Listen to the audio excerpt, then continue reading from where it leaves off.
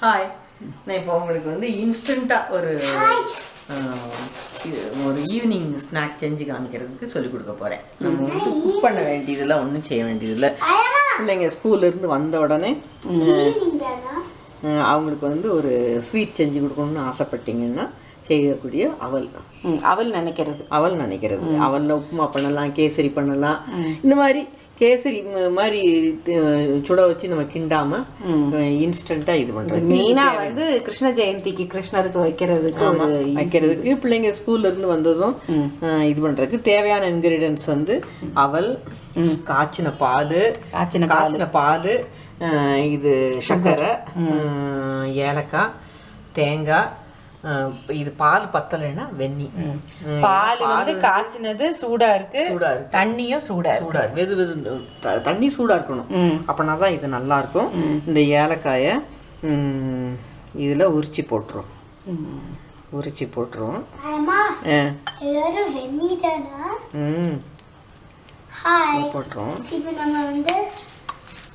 இப்போ இந்த பாலை ஊற்றிடுவோம். பால் நீங்கள் நிறையா ஊற்றணுன்னாலும் ஊற்றலாம், பால் நிறையா ஊற்றுறதுனாலும் ஊற்றலாம். இப்போ இது வந்து இந்த பால் பத்தாது. இப்போ இதே வந்து நல்லா சாஃப்டாக ஆரம்பிச்சிருக்கும். பால் ஒரு டேஸ்ட்டுக்காக தான். நீங்கள் வெந்நி மட்டும் ஊற்றுறதுனாலும் ஊற்றலாம். போதும் ஷீத்து. அது நனைகிற அளவுக்கு மூழ்கிற வரைக்கும் போட்டக்கூடாது இல்லையாம்மா? இதை ஒரு ஒரு 2 நிமிஷம் மூடி வச்சுட்டு விட்டுருங்க. அது நல்லா ஊறிக்கிடட்டும். ஊறினா பிறகு நம்ம வந்து அது தேங்காய் பூ போடணும். இது இப்போ மூடி வைக்கணும் இல்லையா? நான் மூடி எடுக்கலை, நான் மூடி எடுத்து மூடி வச்சிடுறேன். நல்லா நனைஞ்சிருச்சு. நான் வந்து இடையில வந்து திறந்து பார்த்தேன், நனைஞ்சிச்சா எல்லாம் ஈவனாக நனைஞ்சிச்சா அப்படின்னு. ஒரு நிமிஷம் ஆனதும் திறந்து பார்த்தேன். அப்போ இன்னும் கொஞ்சம் தண்ணி தேவையாக இருந்தது. லேசாக ஸ்ப்ரிங்கிள் பண்ணி விட்டேன். சரியா? அது மாதிரி. ஏன்னா அவள் சாப்பிடும்போது உங்களுக்கு நசுக்குன்னு இருந்துச்சுன்னா நல்லா தான் இருக்கும், ஒன்றும் இல்லை. இப்போ வந்து நல்லா இதாகணும். தேங்காய் பூ போடணும். தேங்காய் பூ போட்டு இதை நல்லா இது பண்ணி விட்டுட்டு சுகர் போடணும். அவ்வளோதான். சுகர் போடுறதுக்கு பதிலாக சர்க்கரை இந்த நாட்டு சர்க்கரை போடுறதுனாலும் போடலாம், வெல்லம். இதுவுமே உங்களுக்கு தேவையான அளவு போடுங்க. போட்டு பார்த்துக்கோங்க. இதே போதும்னு இருந்ததுன்னா இன்ஸ்டன்ட். இந்த வெந்நி சுட வைக்கிறது தான் நம்ம சுட வைக்கிறது.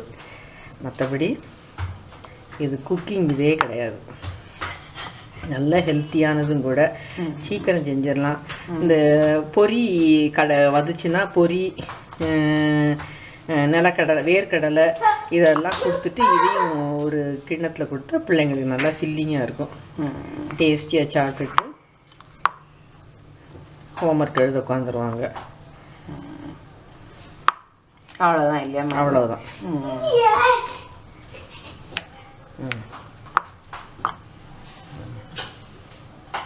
இது கிருஷ்ண ஜெயந்தி அன்னைக்கும் இது வச்சு சாப்பிடலாம், வச்சு சாமிக்கு வைக்கலாம் இல்லையாமா?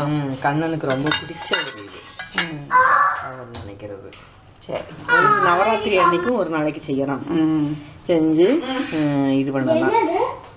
இந்த மாதிரி ஒரு நல்ல விசேஷ நாடுகளில் வந்து உங்களுக்கு ஈஸியாக செய்கிறதுக்கு உண்டான ஒரு ஸ்வீட்டு. அதே மாதிரி பிள்ளைங்க ஸ்கூல் விட்டு வந்ததும் இன்ஸ்டண்ட்டாக செஞ்சு கொடுக்குற ஒரு இது. அந்த ஒவ்வொரு சூப்பர் மார்க்கெட் போகும்போது ஒவ்வொரு நாள் வாங்கும்போது இது ஒரு பாக்கெட் வாங்கிட்டு வந்துடுங்க. உங்களுக்கு அவல் வந்து அப்பப்போ செஞ்சு கொடுக்குறது, பிள்ளைங்களுக்கு செஞ்சு கொடுக்குறது நல்லா ஃபில்லிங்காக இருக்கும். ஃபில்லிங்காக இருக்கும், டேஸ்ட்டாகவும் இருக்கும். சரி, ஓகே.